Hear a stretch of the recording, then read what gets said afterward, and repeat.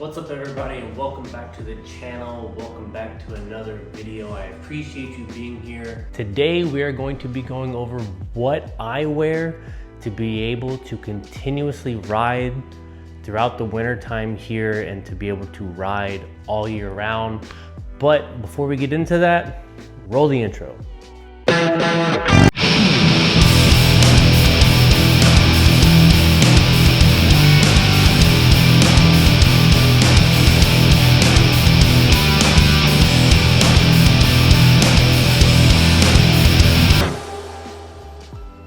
So yes, living down here in South Texas does have its privileges.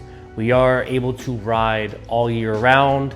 In the summertime though, it does get very hot. It can get into the triple digits, sometimes closer to about 110, 115. Then you have to take into consideration like humidity and feel like that. And so the winter time, it does get down into the 30s, sometimes below freezing, even all the way down here. But we are still able to ride. Whenever I do ride down here in the winter time, I do have some things that I would like to show y'all. It could help for whoever's watching out there, but this is what I use to be able to ride in the winter time down here. So let's get into it. Okay guys, the first thing I want to talk about is your base layer. So it's very critical, in my opinion, to have a good solid base layer. You can do level 1s, level 2s, all the way up to whatever you're comfortable with. So this you can get from any sporting goods store.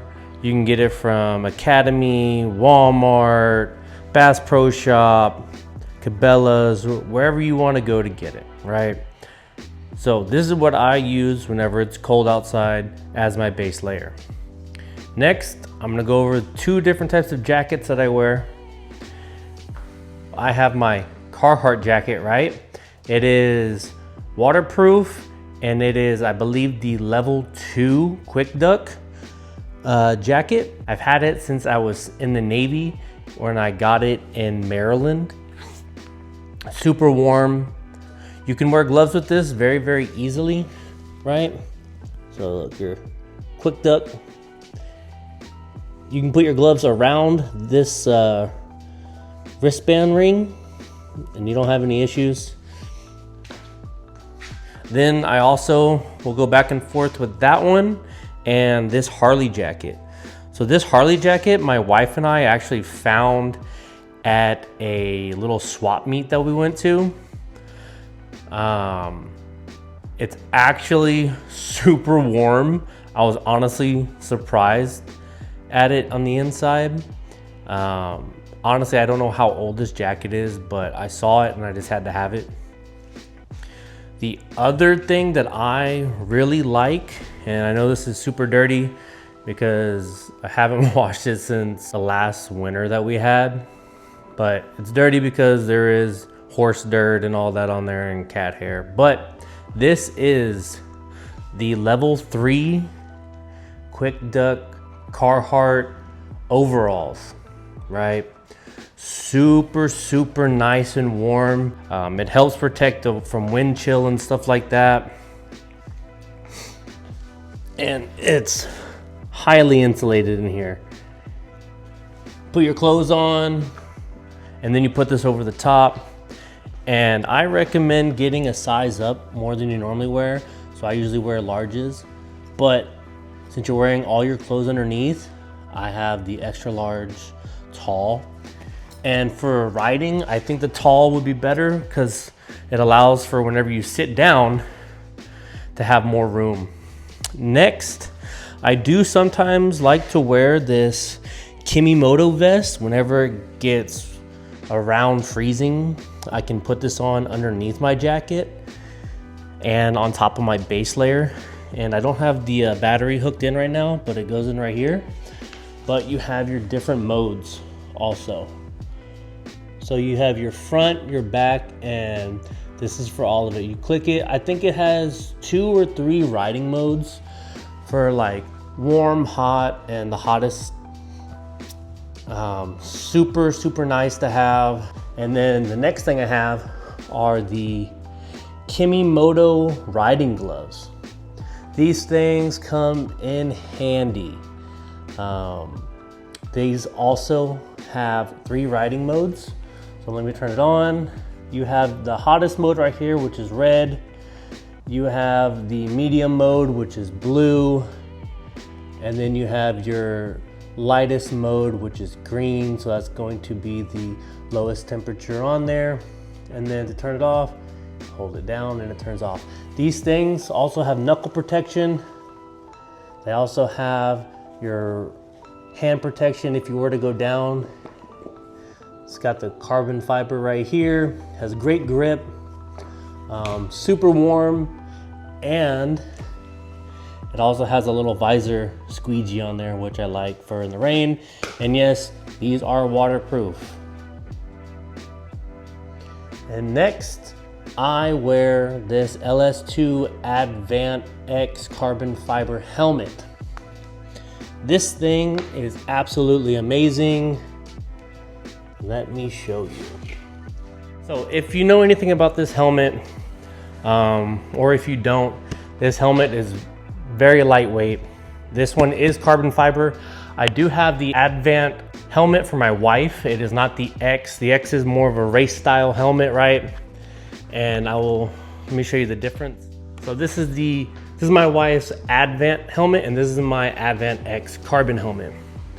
So in the back, it's a little bit different. This one has a tip right here at the top. This one is more rounded. The ventilation system is a little bit different. However, both of them are super, super lightweight.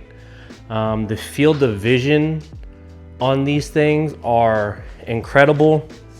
I remember I bought my wife hers first, and I was able to see past my regular peripheral vision from just a regular helmet that I had from Harley. As soon as I wore it one day to work, I was like, I need to get one of these. And so what I like is the ability for the modular helmet to flip all the way back. That's so nice compared to having the module up top. It changes the center of gravity of your helmet. Also, this has the flip down visor, which I don't really use too much, but I do have a clear visor as well. They're so easy to take off. It's just one right here and one right here, these little locking tabs. You pull it back, pop it out in under 5 seconds, and you can change the clear visor in, same way. Super easy. I also have the Cardo Pack Talk Edge to where I can talk to my wife when we ride. And I have the mic as well. If you're looking for a new helmet,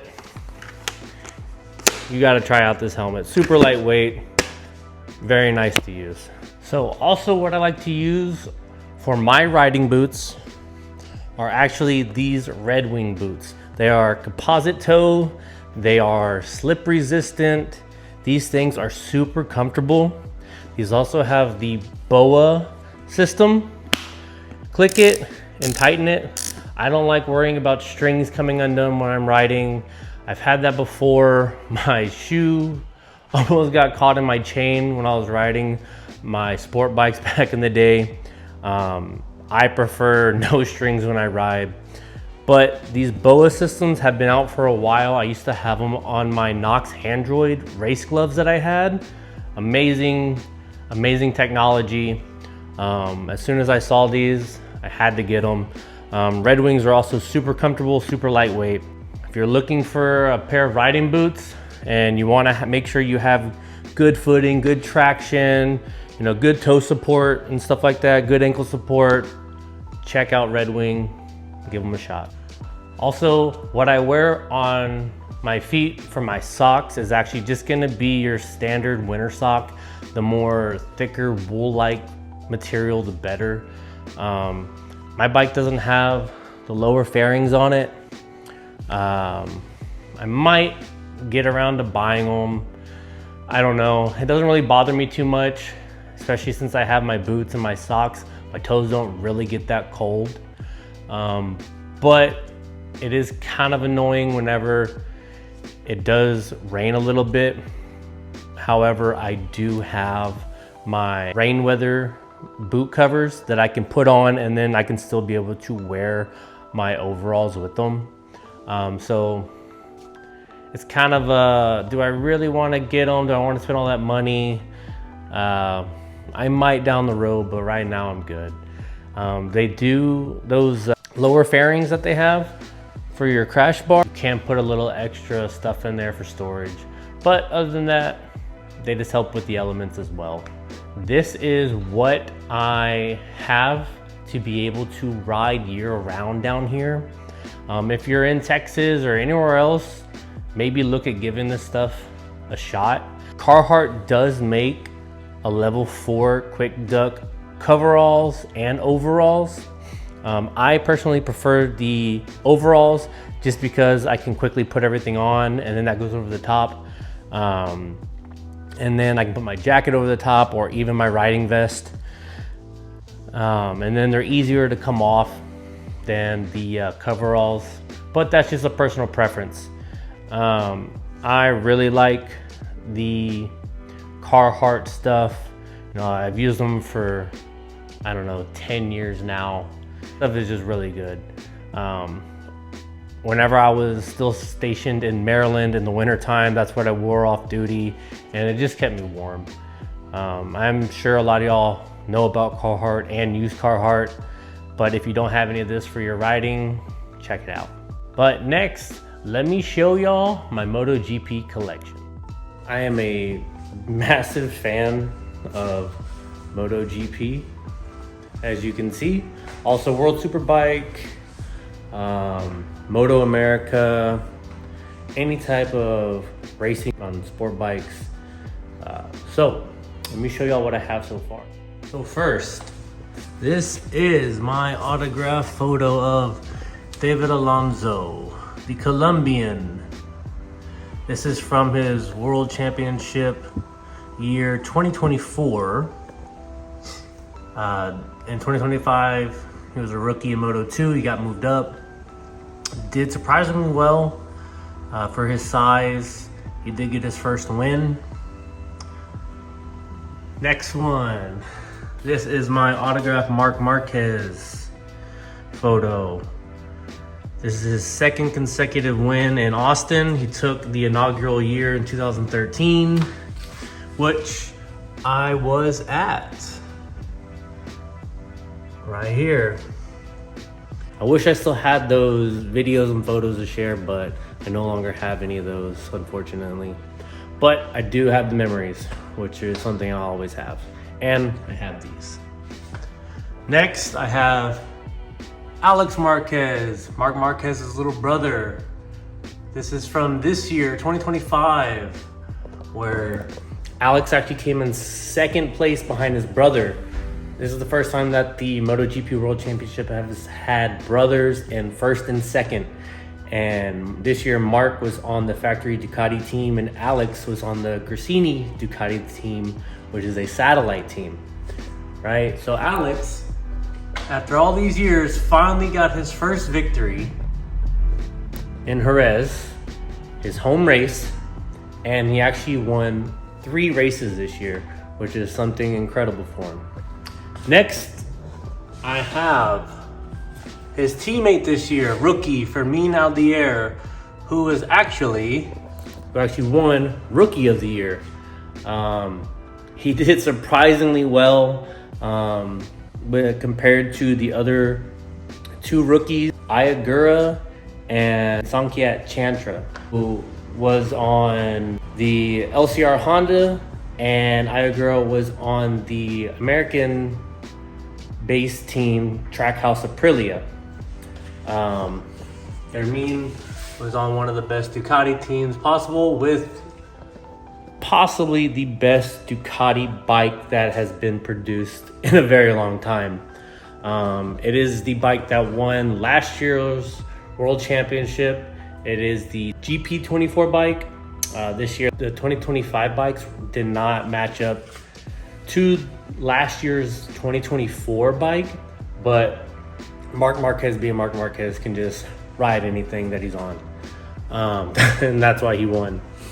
And he won with, if I remember correctly, 4 rounds left, possibly 5. I don't remember off the top of my head. So the next one that I have is from, it might be hard to see, that is Ben Spees. He is from Longview, Texas. He was, if I remember correctly, the 2009 World Superbike champion, and then he came back to MotoGP, where he replaced Valentino Rossi on the factory Yamaha team to be teamed up with Jorge Lorenzo, who is a 3-time MotoGP World Champion.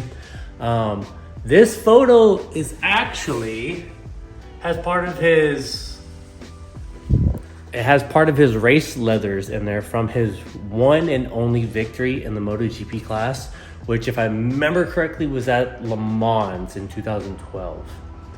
I did get to see him race at the inaugural round of COTA in 2013, which should have been his last season in MotoGP. But it was cool getting to see Ben Spees, who is from Texas like me. He is from Longview, Texas. Then I have my Marc Marquez coffee cup, my custom-made Funko Pop Marc Marquez for this year 2025 in his factory Ducati leathers. Then I have my inaugural 2013 Grand Prix of America's Austin, Texas patch with my pin, with my ticket. Yes, back then we still had tickets and not everything was on the phone. That's how long ago this was. This was 12 years ago. Then I have my Saturday parking pass for that year, and then I have my Sunday parking pass for the following year from this race where he won back-to-back. Next, I have my Top Rack Raz Gaglioku sign, who is in MotoGP this year. He is going to be a rookie in 2026. I am super excited about that because Top Rack is one of the best riders in World Superbike. He's a 3-time World Superbike champion, once with Yamaha and twice with BMW. Next, I have my Marc Marquez banner from the year 2013. That's how long I have had this thing, and it is still in good condition. Next, I have my More Than a Number Marc Marquez 2025 World Championship banner. And then finally, so far, I have this canvas of Marc Marquez and Valentino Rossi. If you know anything about MotoGP or racing, this is probably the greatest rivalry that motorsports has, I would say, especially for me. Valentino Rossi was the old head. Marc Marquez was the rookie that came in and took the sport by storm. And then in 2015, a lot of things happened between those two. And personally, I lost all respect for Valentino Rossi, and then I stopped being a fan of him because of what he did. If you want to know more about that, you can just look up Valentino Rossi versus Marc Marquez incident. However, this is such an iconic photo that I had to have it.